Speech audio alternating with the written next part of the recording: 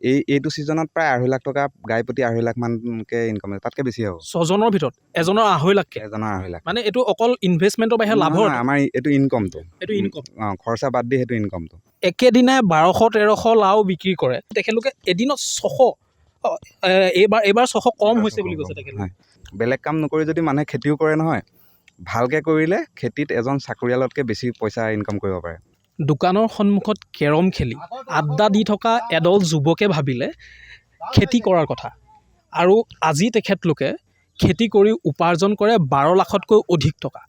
চ' তেখেতলোকৰ ওচৰলৈ আজি আমি আহিছোঁ, তেখেতলোকৰ এদল যুৱকৰ ওচৰলৈ আহিছোঁ। তেখেতলোকৰ পৰা কেনেকৈ ধৰণে এই খেতিসমূহ কৰি গৈছে, আৰু তেখেতলোকৰ এতিয়াৰ এই খেতিসমূহ গোটেই অসমতে তেখেতলোকে ছাপ্লাই দিয়ে। চ' কেনেকৈ ধৰণে তেখেতলোকে এই কাম কৰি গৈছে, তেখেতলোকৰ পৰা অকণমান আমি জানিবলৈ চেষ্টা কৰিম। স্বাগতম জনাইছোঁ আমাৰ চেনেললৈ। হয়, আপুনি কেতিয়াৰ পৰা ষ্টাৰ্ট কৰিছিলে বস্তুবিলাক? আমাৰ এই ফাৰ্মখন যুৱ বিকাশ কৃষি ফাৰ্মেৰ নামেৰে জনাজাত। আমি 2019 চনত প্ৰথম ইয়াত এই কৃষি ফাৰ্মখন ষ্টাৰ্ট কৰিছিলোঁ। 2019 চনত? 19 চনত।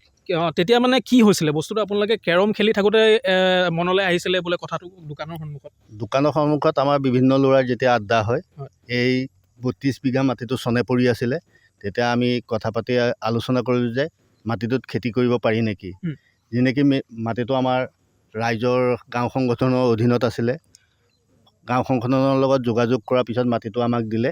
তাৰ পৰা প্ৰথম আমি খেতি কৰিবলৈ ষ্টাৰ্ট দিলোঁ। হয়, আমাৰ লগত আৰু এজন দাদা আছে, তেখেতলোকে সকলোৱে এটা সংঘৰ ইয়াত কৰি আছে গোটেই কামখিনি। চ' দাদা অকণ আগবাঢ়িব। হয়, আপোনাৰ নামটো? মোৰ নয়নজ্যোতি শইকীয়া। আমি আচলতে আগতে দেখিছিলোঁ গাঁৱৰ আমাৰ প্ৰায়বিলাক ল'ৰা আজিকালি খেতি কৰে। তাৰ আগতে আমাৰ ইয়াতে দাদা এজন আছিলে দীপম বৰা বুলি, তেখেতে বহুত খেতি কৰে। মানে আপোনাৰ পটল খেতি তেওঁ 1 বছৰত প্ৰায় 6 লাখ 7 লাখ টকা অকল পটল খেতিৰ পৰা ইনকাম কৰে এবছৰত। গতিকে এতিয়া আমি গম পাইছোঁ যে বেলেগ কাম নকৰি যদি মানুহে খেতিও কৰে নহয়, ভালকৈ কৰিলে খেতিত এজন চাকৰিয়ালতকৈ বেছি পইচা ইনকাম কৰিব পাৰে। এতিয়া আপোনালোকৰ কেনেকৈ ধৰণৰ ইয়াতে উপাৰ্জন কেনেকৈ হৈ আছে এতিয়া? এইটো ছিজনত প্ৰায় 2.5 লাখ টকা গাই প্ৰতি 2.5 লাখ মানকৈ ইনকাম হয়, তাতকৈ বেছি হ'ব। 6জনৰ ভিতৰত এজনৰ 2.5 লাখকৈ? এজনৰ 2.5 লাখ। মানে এইটো অকল ইনভেষ্টমেণ্টৰ বাহিৰে লাভৰ? আমাৰ এইটো ইনকমটো। এইটো ইনকম।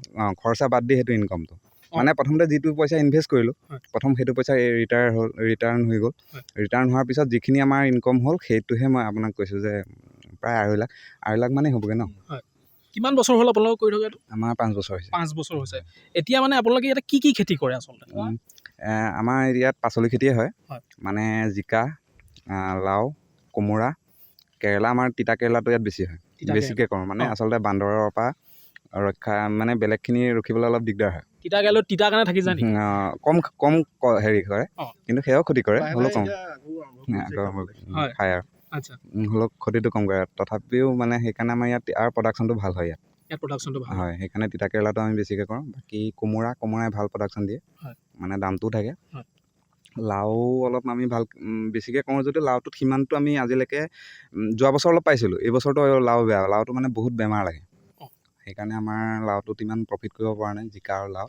বাকী আপোনাৰ ভোল খেতি কৰোঁ, জলকীয়াও কৰিছিলোঁ। ইয়াত জলকীয়া আৰু এই ধৰি লওক হালধি সেইখিনি খেতি কৰিছিলোঁ, কিন্তু সেয়াত আমাৰ প্ৰফিট পোৱা নাই। মানে কি, কষ্টিংটো আমাৰ বাঢ়ি যায়, মানে সিমানখিনি দাম নাপাওঁগৈ, বা যিমানটো আমি ইনভেষ্ট কৰোঁ সিমানটো ৰিটাৰ্ণ নহয়গৈ। সেইকাৰণে আমি সেইখিনি খেতি এৰিলোঁ, এতিয়া অকল হেন্দালি খেতিয়ে কৰোঁ। এতিয়া অকল হেন্দালি খেতি কৰে। মানে ইয়াতে এতিয়া আমাৰ দৰ্শকসকলক আপুনি যদি কয় যে আমাৰ দৰ্শকসকলে কোনোবাই যদি এতিয়া এনেকুৱা ইচ্ছা কৰে, কাৰণ আজিকালি যেতিয়া আপুনি যেনেকৈ কৈছে চৰকাৰী চাকৰিতকৈ বেছি পইচা ইনকাম কৰিব পাৰি, চ' বেলেগৰ তলত কাম কৰি থাকিবলগীয়া নহয় আচলতে। নহয়। হয়, আৰু এটা আমাৰ অসমীয়া মানুহৰ এটা অভ্যাস আছে যে বেলেগৰ তলত সহজে কাম কৰিব নোৱাৰে, চ' স্বাভিমানী আচলতে। বাৰু যা হওক, এতিয়া আমি দৰ্শকসকলক দেখাওঁ, ইয়াতে যদি এটা থাকে ন, এতিয়া আপুনি এটা পুলিৰ পৰা এটা পুলিলৈ কিমান দূৰ দিব লাগে, চ' সেইটো যদি আপুনি আমাক দৰ্শকসকলক অকণমান দেখাই দিয়ে কিমান দূৰ আছে, আমি গৈ তাত দেখাব পৰা যাব। মানে আচলতে চব জেগাৰ কাৰণে বেলেগ বেলেগ। আপোনাৰ এইখন লাও হেন্দালি, আপোনাৰ এয়া আমাৰ প্ৰায় 12 ফুটত আমি এইটো জেগলিং কৰি লগোৱা হৈছে, চিধাকৈ নাই ধৰি লওক। আমাৰ খুঁটাবিলাকৰ দূৰত্ব আছে 8 ফুটকৈ। প্ৰতিটো ঘৰ মানে 8x8 স্কুৱেৰ আছে, গতিকে প্ৰত্যেক ঘৰৰ মাজে মাজে আমি এজোপা লাও দিছোঁ, কিন্তু এটা ঘৰ এৰিহে দিছোঁ, জেগলিং কৰি দিছোঁ। ইটো ঘৰত যদি তাত দিওঁ, এইটো ঘৰৰ ইয়াত দিওঁ, তেতিয়া আকৌ এইটো লাইনত নিদিওঁ, তাৰ পিছৰ লাইনৰ তাত দিওঁ। তেতিয়া কি সুবিধা হয়? মানে তেতিয়া কভাৰ হওঁতে সুবিধা হয়। যেতিয়া আমি এনেকৈ সমানে দিওঁ, তেতিয়া দুঘৰত দিবলগীয়া হয়, তেতিয়া এটা ঘৰ বাচি যায়। সেইকাৰণে জেগলিং কৰি দিওঁ। মানে এইটো 12 ফুটত 12x12 স্কুৱেৰত পৰি যায়।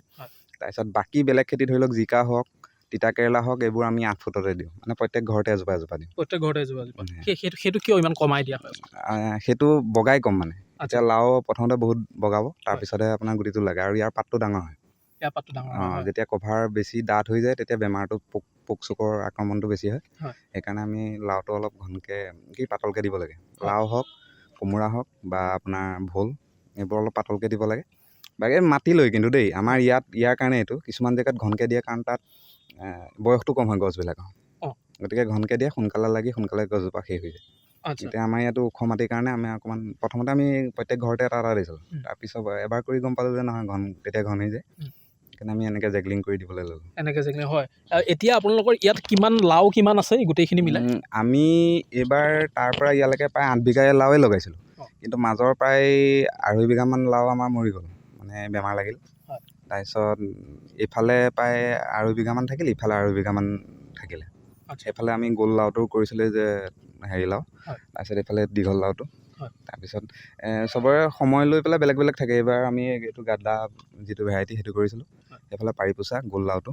তাৰপিছত এই মাজতে সেইখিনি মৰি যাওঁতে এতিয়া তিতা কেৰেলা দি থৈছোঁ, তিতা কেৰেলাই উঠিছে আৰু। আপোনালোকৰ এই যিখিনি উৎপাদন হয় ইয়াতে পাচলি, সেই পাচলি ক'লৈকে আপোনালোকে গৈ বিক্ৰী কৰে? আমি যাবলগীয়া নহয়, আমি বস্তুটো খালি ইয়ালৈ নিজে বেপাৰী আহে, যিমানটো মাল লাগে বুলি কয় আমি মালটো ছিঙি থওঁ, তেওঁলোকে লৈ যায়। ইয়াতে খাৰুপেটীয়াৰ পাৰ্টি এটা আহে, তেওঁলোকৰ ঘৰৰে খাৰুপেটীয়া, তেওঁলোকে আমাৰ ইয়াৰ পৰা মালটো লৈ যায় শ্বিলং এনেকৈ ক'ৰবাত ছাপ্লাই দিয়ে। অসমৰ বাহিৰতো দিয়ে? অসমৰ হয়। তাৰপিছত আপোনাৰ এনেই আমাৰ হেৰি যায় আপোনাৰ এইখন হাৰমতিয়ে সপ্তাহত 2টা বজাৰ হাৰমতি যায়। 3টা বজাৰ বৃহস্পতিবাৰ শনিবাৰ আৰু মঙলবাৰ 3টাই গাড়ী আমাৰ হাৰমতি যায়। সেয়া ৰেগুলাৰ সেইটো যাবই। বাকীকেইটা অফ ডেট যোনবিলাক বেপাৰী আহে তেওঁলোকক যিমানটো অৰ্ডাৰ লাগে কয় আৰু আমি সিমানটো মাল কাটি দিওঁ, তেওঁলোকে লৈ গুচি যায়। স্থানীয় বেপাৰী? স্থানীয় বেপাৰী। এতিয়া মানে আপোনালোকে এদিনত কিমানখিনিলৈকে প্লাগিং কৰিছে, মানে কিমান কুইণ্টেল হিচাপত কৰে নে কেজি হিচাপত কেনেকৈ? মানে চবৰে বেলেগ বেলেগ। এতিয়াতো আমি লাওটো পিচ হিচাপে দিব লাগে। লাও আমাৰ প্ৰায় 600 মানলৈকে গৈছে এদিনত। এই বছৰ হয়। এইবছৰ লাওটো অলপ বেয়া। এদিনত 600 পিচ লাও আপুনি বিক্ৰী কৰিছে? হয়। এইবাৰ অলপ বেয়া, কিন্তু যোৱাবাৰ আমি ইয়াতকৈ কমকৈ কৰিও প্ৰায় 4 বিঘামান কৰি 1200-1300লৈকে দিছিলোঁ। এইবাৰ প্ৰডাকশ্যনটো কম। একেদিনাই 1200-1300 লাও বিক্ৰী কৰে তেখেতলোকে, কাৰণ তেখেতলোকে এইটো দেখাবলৈ আচলতে এটা আদৰ্শ। তেখেতলোকে এদিনত 600, এইবাৰ 600 কম হৈছে বুলি কৈছে তেখেতলোকে। এনেই আমাৰ তিতা কেৰেলা আপোনাৰ আচলতে আমাৰ ৰেগুলাৰ ছিঙা নহয়তো, প্ৰত্যেকখন হেন্দালি আমি 3 দিন গেপত ছিঙিবলগীয়া হয়। মানে তিতা কেৰেলা আমি ৰাউণ্ড ছিষ্টেমত ছিঙো, যদি আজি এইখন ছিঙিলোঁ আৰু 3 দিনৰ পিছত আকৌ এইখন ছিঙিবলগীয়া হয়, তেনেকৈ ছিঙো। গতিকে আমাৰ হেৰিটো বেছিতো, গোটেইখিনি একেদিনাখনে ছিঙা সম্ভৱ নহয়। সেইকাৰণে এই 3 দিনৰ গেপে ছিঙো, কিন্তু প্ৰায় ৰেগুলাৰে হৈ থাকে। আজি ছিঙিলোঁ, কাইলৈ ছিঙিলোঁ, পৰহিলৈ ছিঙিলোঁ, তেনেকৈ 3 দিনৰ গেপে প্ৰত্যেকখন হেন্দালি মানে 3 দিনৰ গেপে। আমাৰ হাইষ্ট এবাৰ তিতা কেৰেলা ওলাইছিলে 22 কুইণ্টেল এদিনত 22 কুইণ্টেল। হয়। তাৰপিছত এনেই নৰ্মেল আমাৰ 3 কুইণ্টেল 4 কুইণ্টেল থাকে, কিন্তু যেতিয়া ভাল প্ৰডাকশ্যন হৈছিলে তেতিয়া 22 কুইণ্টেল 15 কুইণ্টেল 17 কুইণ্টেল তেনেকৈ আমাৰ হাইষ্ট আৰু সেইকেইদিন। সেই গোটেইখিনি একেদিনাই বিক্ৰী যায়? একেদিনাই। সেয়া বেপাৰী আহে, বেপাৰীয়ে পেকিং চেকিং তেওঁলোকে কৰে, আমি খালি ৱেট কৰি পেলাই ৱেটটো লিখি দিব লাগে। বাকী তেওঁলোকে গাড়ীত উঠাই লৈ যায়? হয়।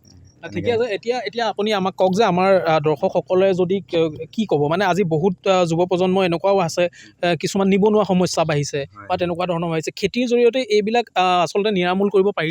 পাৰি, যদি মানে ইচ্ছা থাকিব লাগিব, প্ৰথমতে খেতি কৰা মন এটা থাকিব লাগিব, আৰু যদি কিন্তু কষ্ট কৰিব পাৰিব লাগিব। খেতি কৰিবলৈ হ'লে কষ্ট কৰিলে প্ৰডাকশ্যন হ'বই আৰু সেইটোত লাভ হ'বই। আৰু যদি আমাৰ নিচিনাকৈ প্ৰফেশ্যনেল হিচাপে কৰিবলৈ যায় তেতিয়াহ'লে ভালকৈ কৰক, কিন্তু এটা কথা শিকিব লাগিব। প্ৰথমতে নজনাকৈ কৰিলে লষ্ট হ'বই, প্ৰথমতে নিজে আৰু কৰিলেহে শিকিব।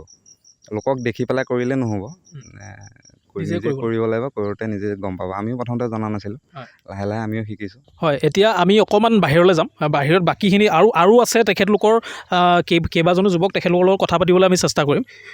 নেক্সট আপোনালোকে ইয়াত কি প্লেনিং আছে, ইয়াৰ জৰিয়তে আপুনি কেনেকৈ আগবঢ়াই নিম বুলি ভাবিছে? আমি সৰুকৈ এখন ছাগলী ফাৰ্মো এবাৰ খুলিছোঁ। প্ৰায় 30টামান ছাগলী পুহিছোঁ। 30টা। আৰু নেক্সট আমি মুৰ্গী চুৰ্গী এনেকৈ কিবা কিবি ৰাখিম বুলি ভাবিছোঁ। মানে ইয়াতে পাচলিৰ লগতে বাকী জীৱ জন্তু ফাৰ্মো কৰিম বুলি মানে খৰালি ছিজনটো একো নহয় যে ইয়াত, হয়। সেইটো কাৰণে মুৰ্গী ফাৰ্ম বা ছাগলী ফাৰ্ম তেনেকৈ ৰাখিম বুলি ভাবিছোঁ। তেতিয়া সেইটো ছিজনো চলি যাব। হয়। হয়। এতিয়া আপুনি আমাৰ শুনি পাইছোঁ ইয়াৰ লগতে বেলেগ এটা জেগাতো আপোনালোকে পটলৰ কাৰণে পটলৰ কাৰণে আমি মাটি বিচাৰি আছোঁ আচলতে, তলতো হওক বা এইটো খোৱা জেগা যিহেতু তলত আমি মাটি বিচাৰি আছোঁ, আৰু পালে নিশ্চয় কৰিমেই আগলৈ। ঠিক আছে, এতিয়া আপুনি আমাক কওক প্ৰথমতে আপোনালোকে ইয়াত কিমান ইনভেষ্ট কৰে, কাৰণ এতিয়া আমি জানিব পাৰিছোঁ আপোনালোকে 2.5 লাখ টকা যোৱাবাৰত আপোনালোকে যোৱাবাৰৰ ইনকাম কৰিবলৈ সক্ষম হৈছে প্ৰতিজনে। প্ৰথমবাৰ আপোনালোকে কিমান ইনভেষ্ট কৰিছিলে ইয়াত? প্ৰথমতে আমি মাটিটো উলিয়াওঁতে বহুত টকা গ'ল ইয়াত। প্ৰথম জংঘল হৈ আছিল, মাটিটো বহুত জংঘল, ট্ৰেক্টৰ সোমালে ট্ৰেক্টৰ নেদেখে। সেইটো সময়ত আমাৰ বহুত টকা খৰচ হ'ল, প্ৰায় 3-4 লাখ টকা খৰচ হৈছে মাটিটো উলিয়াওঁতে। তাৰপিছত মাটিটো উলিওৱাৰ পিছত আমি প্ৰথম তিল খেতি কৰিলোঁ। তিলটো মানে মাটিটো চাফা হ'বৰ কাৰণে তিলটো কৰিলোঁ, কিন্তু ইমান এটা লাভ নহ'ল, খালি মাটিটো চাফা হ'ল আৰু ভালকৈ। তাৰপিছতহে চাং খেতি কৰিবলৈ লৈছোঁ। চাং খেতিৰ কাৰণে আকৌ এক্সট্ৰা পইচা উলিয়াইছোঁ। আচলতে এইটো এনেকুৱা নাথাকে নেকি যেনেকৈ এইবাৰ আপোনালোকে 2.5 লাখ টকা ইনকাম কৰিছে, চ' অহাবাৰলৈ 2.5 লাখেই কৰিম বুলিতো নাথাকে। তেনেকুৱা নহয়, আমি ভাবি থাকোঁ কেনেকৈ বঢ়াব পাৰোঁ ইনকামটো, সেইটোৰ ওপৰত হেৰি কৰি থাকোঁ। হয়, তেখেতলোকে এনেদৰে বহুখিনি খেতি কৰি গৈছে আচলতে, আৰু আমাৰ দৰ্শকসকলক দেখালোঁ আজি এইখন ফাৰ্মত তেখেতলোকে বিশ্বনাথ চাৰিআলিৰ গড়েহাগিত এই ফাৰ্মখন অৱস্থিত। চ' এই ফাৰ্মখনত তেখেতলোকে ইমান ধুনীয়া ধৰণে আচলতে সুন্দৰভাৱে গোটেই খেতি কৰি গৈছে, লাও জিকাৰ পৰা আদি কৰি তিতা কেৰেলালৈকে, আৰু তেখেতলোকে ইয়াক আগবঢ়াই নিম বুলি তেখেতলোকে আমাক জনাইছে। চ' সেইবাবে আমাৰ দৰ্শকসকলকো অনুৰোধ জনাইছোঁ, তেখেতলোকে এনেকুৱা ধৰণৰ কাম কিছুমান কৰক, যাৰ জৰিয়তে আজি চাকৰিমুখী হৈ নোযোৱাকৈ এনেকুৱা ধৰণে খেতি, আমাৰ অসমত যিহেতুকে খেতি বৰ প্ৰচলিত, খেতি কৰিও যাতে আগবাঢ়ি যাব পাৰি। এনেধৰণৰ ভিডিঅ' আপোনালোকে চাই থাকিবৰ বাবে জীৱনৰ ঢৌক ছাবস্ক্ৰাইব কৰক।